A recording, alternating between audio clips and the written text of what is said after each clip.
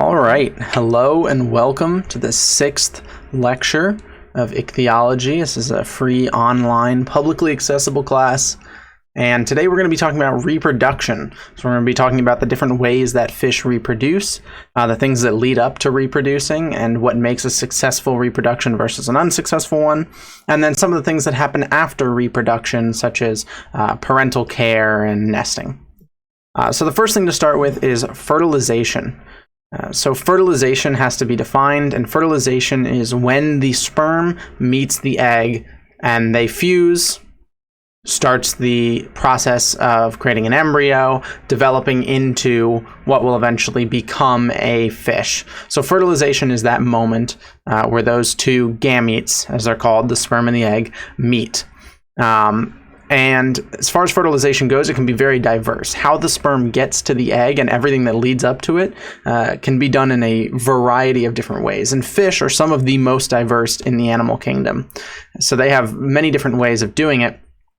So the ways that we can classify fertilization and the ways that we'll look at are internal, external, or parthenogenesis. So these are the three main groups of fertilization that you'll see in fish, although parthenogenesis isn't technically fertilization, but we'll talk about that. So the first thing to look at is internal fertilization. So this is done by many sharks, and that's what these claspers that you see here are for on male sharks. So internal fertilization is exactly what it sounds like. It's what we're used to when we think of reproduction. So it is the sperm meets the egg inside of the female. So for this to happen, and this is not something you really think about often as a mammal who reproduces this way, there needs to be some sort of appendage that gets the sperm into the female, right? So in humans, we have penises. Fish don't have that. So the modified structure that is used on sharks is called a clasper, and these are called claspers on the male. And these allow them to basically move the sperm along this into the female, allowing the sperm and the egg to meet within the female shark. So it's very high mate selection, which basically means that you have choice over who you mate with. If you are mating internally, if the sperm and the egg are meeting inside of the female, that female knows who is fertilizing her eggs. And that's not always the case with fish. So this is something to look at. Internal fertilization is actually fairly rare, mostly because of how difficult it is. So inserting something into another fish while you're underwater, so you're floating, potential currents, predators, all that, and you have no arms, so no way to grab on to hold in place. It's extremely, extremely difficult. So internal fertilization is not very common just because of the crazy energy cost that's required for it.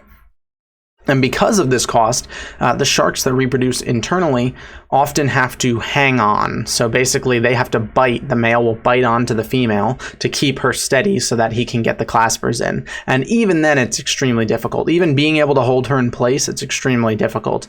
But that's one of the costs of internal fertilization. So yes, you have high mate selection, but look at the scarring, the damage that the female shark endures from this process. And then also think about the energy cost on both sides. So that's going to be a theme of reproduction, is the costs and benefits of reproducing in a certain way.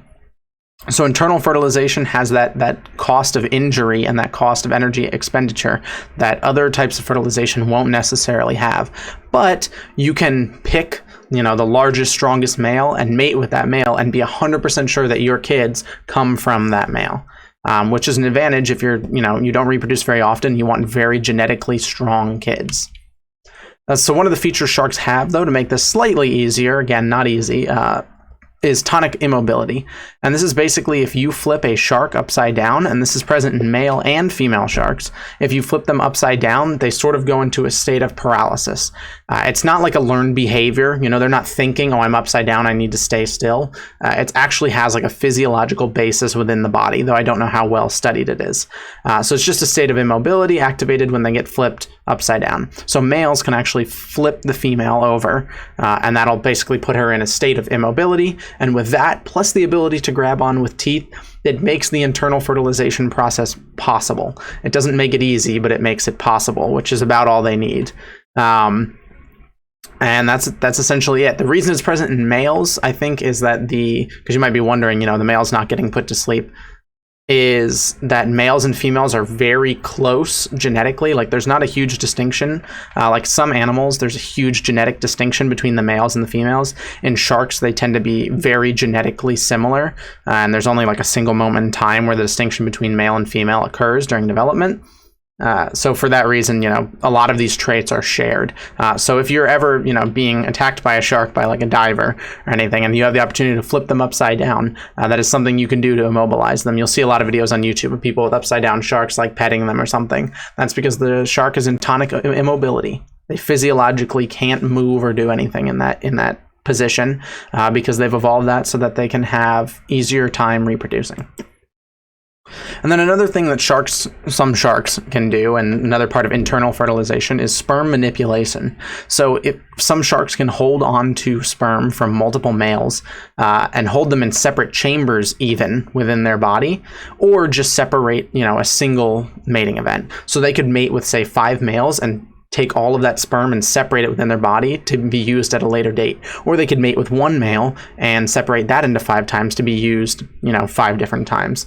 And so basically what they can do is they can stagger fertilization to ensure that the babies, that enough babies survive. So if you think about it, if you try to have 100 kids and you barely have enough resources to get those kids by, a lot of those kids are going to die, right? A lot of those baby sharks are going to die. So instead, if you have 50 babies, right, at one time, and then as those babies are growing up, you then use the rest of the sperm and have 50 more babies.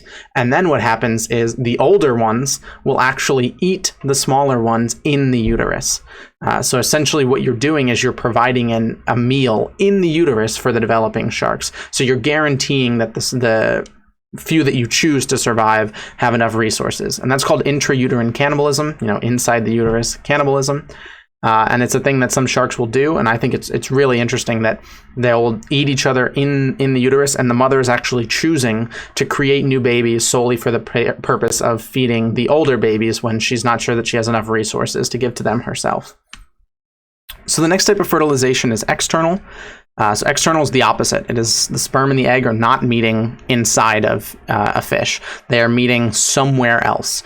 Generally, this is in open water. So what will generally happen is this thing called broadcast spawning, which is where everyone will get into a group and they'll release all their eggs and all their sperm at the same time, and whatever hits whatever is what ends up, fertilizing each other. The mate choice is essentially none. If you're in a group like this and you release eggs or you release sperm, you have no idea what you're fertilizing or what of your eggs is being fertilized. It's impossible to tell. And so for that reason, you don't have as much genetic strength because you can't choose the most strong male to mate with or something of that sort. You just kind of get what you get, and it's almost completely random. And so that's why external is a little bit worse as far as mate choice goes, but the energy expenditure is very low. It's essentially free. I mean, you have to create the gametes, right? You have to make the eggs or the sperm, but then you kind of just get in a group and release them and hope for the best. It's not the same cost as, the internal fertilization like we talked about with the sharks. There's no true mate choice.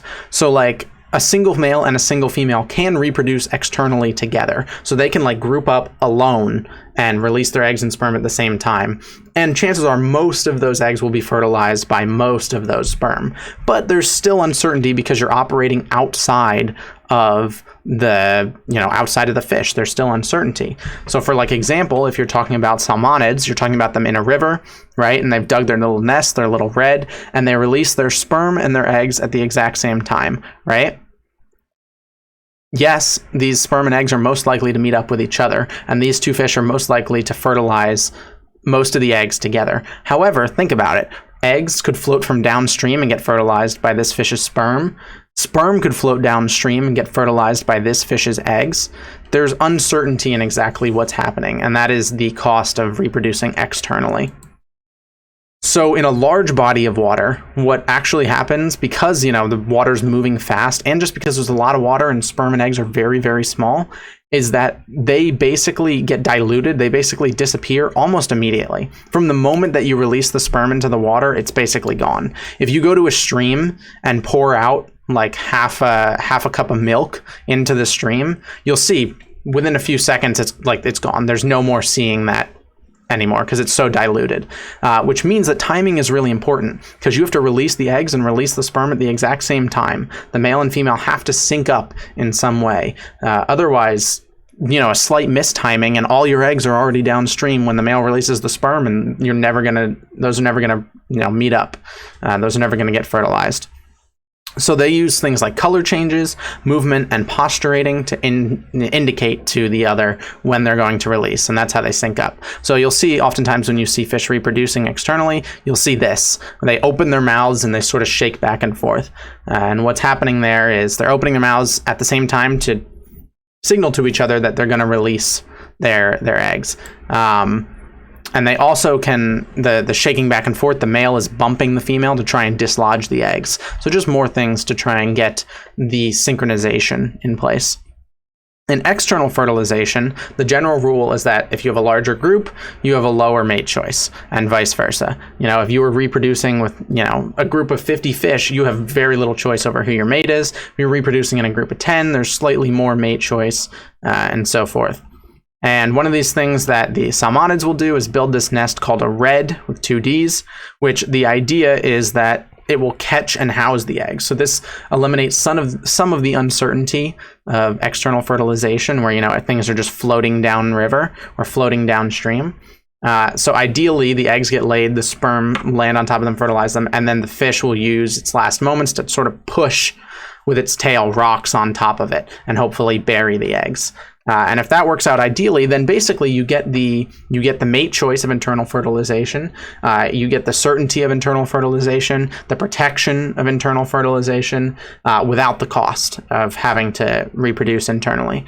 So in an ideal situation, this external fertilization can actually be even more reproductively successful than internally reproducing. And the third type is parthenogenesis. So parthenogenesis is technically not fertilization because it's asexual. Parthenogenesis is essentially when an egg becomes a newborn totally on its own. So there's no parental DNA from the father. There can be a father, and we'll talk about that, but there's no DNA from it. So what you need to know is the baby is basically, that is coming straight from the egg. It is an embryo that develops from an unfertilized egg. This can either be like a choice, right? This can be, oh, hey, I can't find a mate this year. I'm just going to reproduce asexually to make sure that I have some kids this year. Or it can be the only way. There are some, animals that will only reproduce asexually, though that's usually found in lower classes of life. So parthenogenesis has been recorded in a lot of fish, a lot of bony fish, multiple times in captivity with sharks. It seems to definitely be something that they can do when put into that situation where they can't find a mate. So the way that we discover it the most, or we've seen it a lot and it's become big news stories, is with sharks in aquariums. There'll be female sharks in aquariums and they will have babies with no male sharks present. And we originally thought they must be, storing the sperm like other animals do, and like we talked about sharks are capable of. But by DNA testing the babies, we essentially saw that the baby had only half of her mother's DNA and nothing else. No parental fatherly DNA. There was no indication that a father ever provided any genetic information to that embryo. So it's a pretty interesting thing that seems to happen when there's no choice but to reproduce asexually. And then there's a form of parthenogenesis, which is a little weird, a little hard to get your head around, is gynogenesis. So basically, gynogenesis is parthenogenesis, but sexual. So the egg is still developing into an embryo completely on its own. The father is still not contributing any genetic information. That is standard of parthenogenesis. However, gynogenesis only happens when sex takes place. So what happens is the sperm comes in, dissolves the outer layer of the egg, but does not attach, does not provide DNA, and then the egg develops. So this is parthenogenesis. It's asexual. Egg develops into embryo, but it's triggered by having sex. It is triggered by a sperm being present. It's done most notably by the Amazon molly. So the males are present, they provide sperm, and the sperm triggers the females to then grow an embryo from their egg. but the sperm is not providing any information, it's not attaching, it is not doing absolutely anything. So it's still asexual reproduction, but it needs sex in order to occur. So it's a little bit weird. So now just a quick aside on the insane journey of salmon to reproduce, because salmon take everything to the extreme. Salmon are crazy. They leave safe oceans that are well resourced, they have tons of feeding grounds, and then what they do is they have a totally uncertain future. They swim thousands of miles upstreams, past obstacles, past predators, and the entire time they don't eat, just so that they try to guarantee themselves a successful spawning. Salmon go absolutely insane just to make sure that their kids have, the best opportunity to survive as possible. And it does work out. It's actually a very successful strategy if you take out the human equation, which is building dams. It becomes a lot less successful when you can't get all the way upstream because of the dams. So by going up into these high up mountain streams, you eliminate basically any predators for your offspring from the equation, right? Like if you reproduce in the ocean, think about all the things that are swimming around trying to eat it. If you produce in like an high up mountain stream that has like a very tiny ecosystem, you don't have to worry about anything. Nothing's trying to eat your eggs, nothing's trying to eat you necessarily once you get all the way up there. But what about food, right? Just because the reason that there's not any predators in those streams is that because there's not any good food sources in those streams. So you're essentially saying, hey, there's no food here. So yeah, we got rid of the predation risk, but we can't feed ourselves and we can't feed our kids. So what salmon do is they just die. They reproduce and then they die. And their death causes a bloom in the ecosystem. All these dying fish are getting eaten. It causes, an algae bloom. And this will support their offspring all the way down the stream once they spawn. So the offspring come out of the egg, they hatch. And then they've got a river or a stream completely filled with resources because the salmon all died and caused a bloom. And as the newborns, the offspring, make their way out to the ocean, they will be going along the stream in sync with a bloom of, algae and other resources caused by their parents dying. So they are insanely committed to this whole process. They actually don't eat on their journey from the ocean at all. And instead, the way that they continue to get energy without eating is that they digest their own stomach as they move up the stream. So by the time that they actually reproduce and make it to the top of the mountain stream, it's not like they could be like, oh, actually, I want to do it. I don't want to hold it in this time. I don't want to die this time. I want to reproduce again. They don't have a choice. They've already digested their stomach. They no longer have the ability to eat or digest anything. So it's absolutely insane, this journey. But it's very successful without the human element. Prior to humans, salmon, very successful fish. So the next thing we need to talk about is, and this is directly related to reproduction, is why do populations vary? Why are there a different amount of fish in the population every year? And this is very, very important, especially in fisheries science, because if you think about fish and how humans interact with fish, we catch fish, right? Often very large. Wild capture fisheries are some of the biggest markets for most countries in the world. So knowing why some years there's more fish, some years there's less, what we're causing and what we're not, is really important, because it's all related to reproduction. It's all related to how many babies are being made and how many babies are making it to the age where we can catch them. And so there's a lot of hypotheses, and they're called recruitment variation hypotheses. So recruitment is basically what you call when a fish enters the population. There are different labels for what recruitment means to different people. If you're trying to catch fish and you want them to be a certain size, then recruitment is how many fish are making it to that size. That is recruitment. They're recruited into the population you want when they reach that size. If you're just talking about number, like population in the ocean, then recruitment is just when they are born. If you want to talk about adults, it's the number of adults, etc. So this is recruitment variation. This is why the amount of fish making it to a certain point varies year by year, and there's a lot of theories, and we're just going to go through them chronologically. Some of them overlap, some of them are kind of dumb, but start with critical period. So this is basically the most basic theory on the variation in fish populations, and it's that if fish feed their yolk, if they feed when their yolk is used up, they'll survive. So essentially, fish are born with this yolk that they have resources for a little bit from their egg, and they don't have to eat for a couple days or however long it takes them to go through the yolk. Once the yolk is up, if they eat at that moment, if they are able to eat or not, that is called the critical period. And if they do so, then they are gonna live for a long time, and if they don't, then they will not live very long. And this is sort of a very basic, kind of obvious hypothesis, and it doesn't really tell us anything about variation, in my opinion. But it is, a foundation of these hypotheses that we will be talking about. So the second one is called aberrant drift. So this is mostly focused on currents, and this is saying that the current can either take newly born fish to the habitat or not. So something that will often happen is, fish will be born, and the habitat in which they are, the nursery it's called, where they are supposed to live as babies to grow up, is different than the habitat that they are intending to live in long term. So whether you make it to the nursery or not is very important, because where you are born in is not where you're going to feed in and grow up in. And how much, whether you make it there or not can be super varied. And like we talked about in locomotion, small things have a really hard time moving through water because water is really viscous and really dense. So if you are being, born in this area, you are essentially totally reliant on the current bringing you to the place where you need to be in order to feed and grow up. So aberrant drift is basically the hypothesis that newly born fish are either taken to the nursery habitat or they're not taken to the the nursery habitat, and that is what causes the variation every year, is how friendly the currents are to the newly born fish.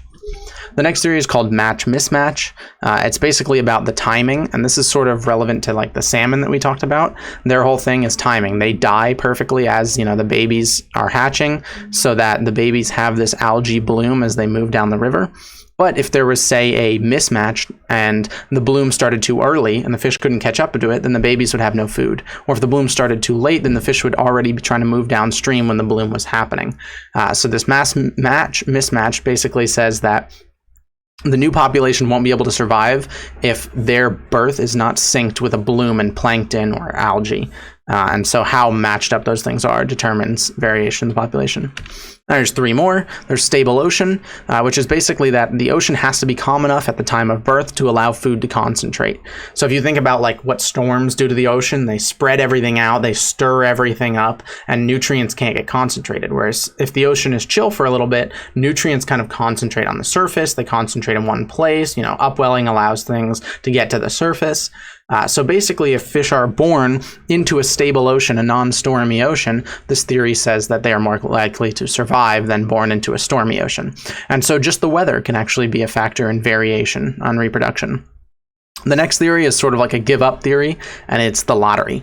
This is basically just a bottleneck at recruitment. So when the fish are trying to enter the population, there's a huge bottleneck of predators that are just going to eat you, or they're going to not. And it's essentially random because you're swimming in a large group. You're trying to enter, the reef. And this theory is based on reef fish. You're trying to enter the reef. There's a bunch of hungry mouths on the reef trying to eat you. You're in a big group. Whether you get eaten or not is essentially random. It doesn't say anything about your genetic goodness or anything of that sort. It's sort of random. And then the last theory is density, and this is basically that survivability depends on what the population looks like at the time of birth. So this is like compensation. So if there's a lot of adults, new fish are not going to find as much food because the adults are eating it. So if there's a lot of adults already, you're not going to get as many new fish in the population because there's not as many resources. But if there are few adults, then new fish will potentially survive more. So basically, the population is constantly compensating for itself. If there's a lot of old fish, then there's not going to be as many young fish. If there's not many old fish, then there's going to be a lot of young fish, and that's what can lead to things like that. And yeah, those are the recruitment variation hypotheses. Like I said, a lot of them stack on each other or sort of repeat each other because they're starting a long time ago and moving towards modern day, these theories. And they're all theories. None of them are necessarily 100% true. None of them are necessarily 100% false. So it's just interesting things that you have to take into account when you think about why fish are reproducing more or less each year, or why more or less are surviving each year. So now we're just going to go through some vocabulary as regards to fish and reproduction. So this is promiscuity is the first one, and it's basically the practice of having multiple partners for reproduction. So that can be at the same time, or it can be shortly following each other. It doesn't mean that there's not mate choice, just that more options are being utilized. So you can be promiscuous with multiple mates, and that's still you're choosing those mates. Or you can be promiscuous in a group like this, and then you're not choosing your mate. So it could have mate choice, it could not. It just means that you are not reproducing only with a single other fish. There's pair bonding, which essentially refers to the shared activities of sexual partners. So this is one of the other reasons that courtship behavior exists. So yes, courtship behavior is helpful in letting males demonstrate their fitness, but it can also bond, a pair to each other, making them more successful because they have a lifelong pairing. So, lifelong fish that are reproducing together every year rather than having to search for a mate are more likely to have a mate every year. If you have a guaranteed person, a guaranteed fish that you're always coming back to, you're more likely to be able to reproduce every year because you don't have to search, you don't have to go through the whole process, the whole courtship and everything. So they do things called pair bonding, which allows the fish essentially to bond, though it's not the same as what you imagine you think of human bonds, which just makes them a more successful pairing. Next term is polygyny. So this is just a form of promiscuity. So this falls within promiscuity, and it's where a single male mates with many females. So you can do this, by defending a territory, fighting off other males, etc. It just essentially means that one male is controlling a group of females for which to reproduce with. There's a lek formation, and this is one of the things that leads to polygyny. So a lek is a space where male and female fish gather with the purpose of reproduction.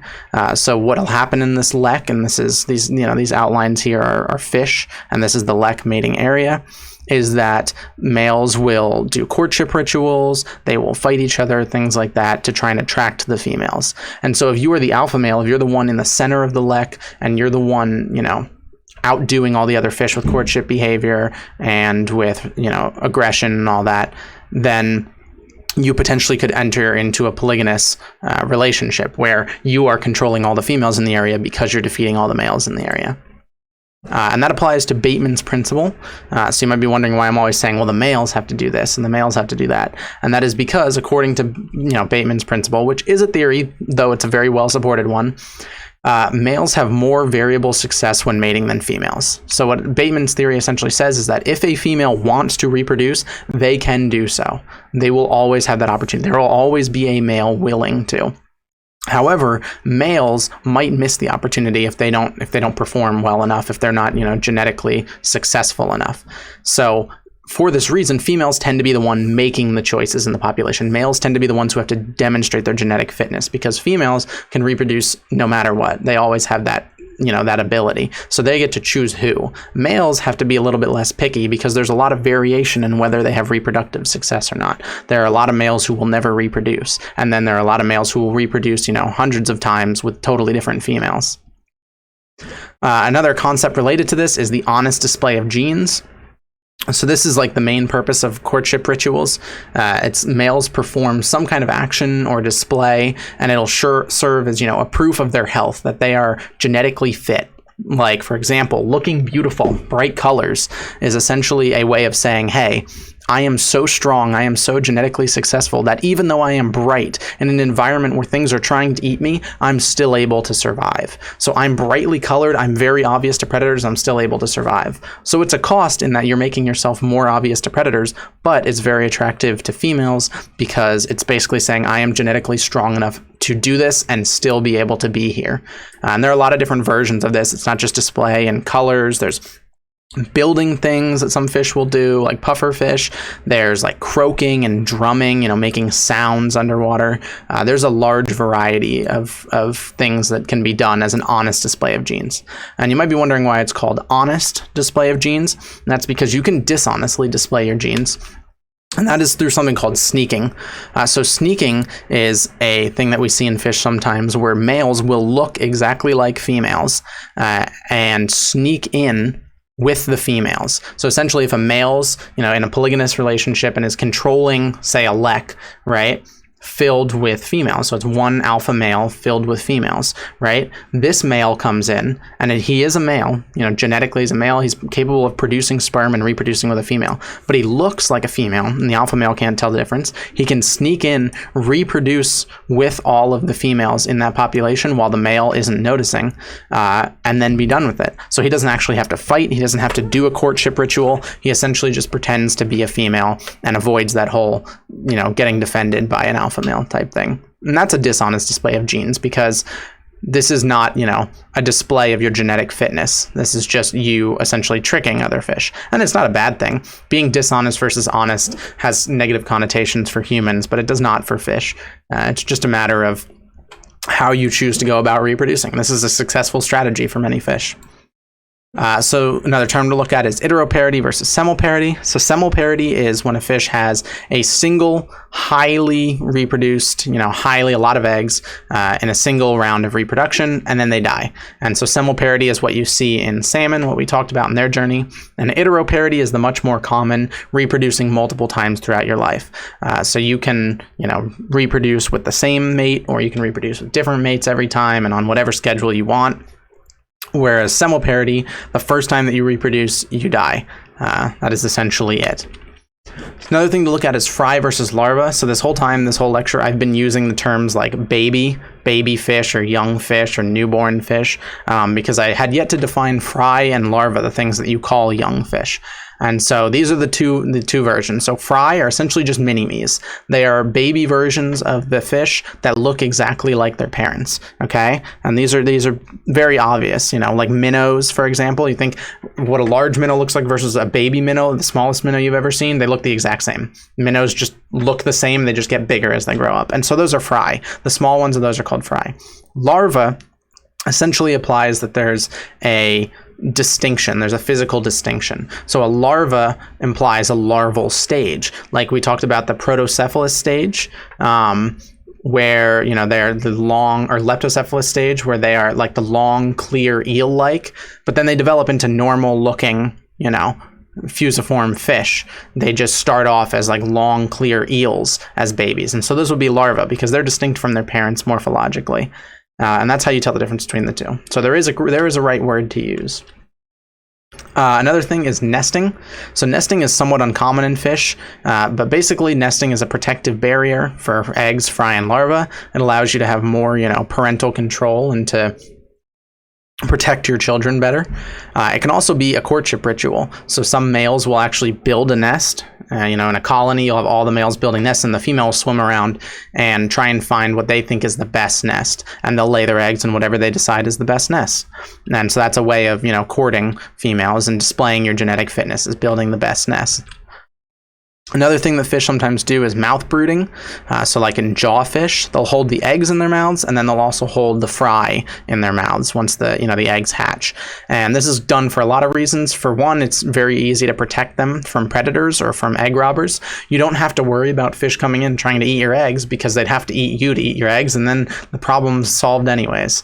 And you can also, while they're still eggs, you can stir them in your mouth, moving them around, which allows you to oxygenate the eggs better. So you get highly oxygenated, well-protected eggs. So this is a pretty successful strategy. Then we have protogeny. So protogeny is a method of sex determination where all of this population starts as males, and then some will become female later on due to some stimuli. So it changes, depending on which fish population you're talking about, why something goes from a male to a female. And the transition is usually permanent. These transitions are usually one way, from male to female or female to male. And then, of course, the opposite is protandry, which is everyone starts as females, and then later in life will transition to a male potentially due to some stimuli. So this is, again, also permanent. So for example, in clownfish, the largest female will become the breeding male who will breed with everybody else. And if that male dies or becomes incapable of reproducing, then the next largest female will become a male and reproduce. It's essentially a way of guaranteeing that you always have like a strong, large male in the population. And then the last way of looking at that is simultaneous hermaphroditism. So instead of going back and forth between male and female, you actually have the ability to produce the gametes of both. So you are a simultaneous hermaphrodite. And that means that they can reproduce asexually because they have sperm and eggs in their bodies. So this is not the same as parthenogenesis. Parthenogenesis is an egg developing totally on its own, no sperm. This is you can combine your own egg with your own sperm to reproduce because you have both. Or you could, mate with a female and use your sperm, or you could mate with a male and use your eggs. So you basically have the opportunity to do anything. You could reproduce it completely asexually. Some might even be able to do a parthenogenesis. You can reproduce with a male, you can reproduce with a female. It's very beneficial if finding reproductive partners is a hard thing to do. Say you're in like a very open water system and finding mates is not easy, but you still want to if you can. But say if you don't happen to come across one year, you can reproduce asexually with your own sperm and your own egg. And that is all we have for reproduction. I'm not exactly sure what next week's lecture is. We'll have to see. Probably something along the lines of growth or migration. But yeah, that's pretty much all there is to say. It's very diverse. There's a lot to talk about, and there's a lot of interesting things, and a lot of it relates heavily to humans as to why things vary. But I think when you break it down to, the different modes of fertilization and everything, it's pretty simple. So I hope you enjoyed, and I will see you in the next lecture.